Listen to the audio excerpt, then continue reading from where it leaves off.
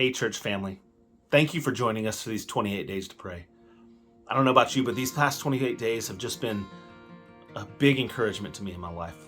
As I've walked through these passages and been encouraged by so many incredible leaders that we have on our staff, and to know that I'm doing it alongside so many of you, I'm just so grateful. And I don't know about you, but the more I've spent time in prayer, not just in this season, but in my life, the more I find purpose, the more I see God work in every area of my life because my eyes are more attuned to it. And that's because that's how we're made, especially as followers of Christ.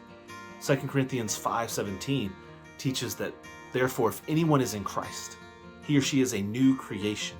The old has passed away. Behold, the new has come. And then 1 Thessalonians 5:17 teaches that new creation is a creation that prays without ceasing. In other words, prayer is the breath of the new creation. If we stop praying, we stop breathing. We stop living and we start just trying to survive. It's like if we're not praying, we're like a fish out of water. We're just floundering around. We're fighting for survival, when all we need to do is be submerged back into the waters of prayer. And when we do that, we find ourselves finding more peace. We find ourselves finding more purpose. We find ourselves humbly surrendering our lives to the Lord.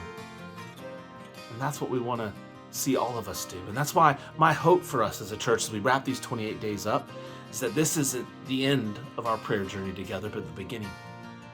That these 28 days launch us into a life of prayer. To be people, men and women who pray. A church who is known because they are surrendered to God in prayer. I believe when we do that, we will see God do incredible things in our city, in our church, and in our lives. So I ask that you would join me in not just having a season of prayer, but becoming people of prayer and see what God does. Thank you again for joining us for these 28 days.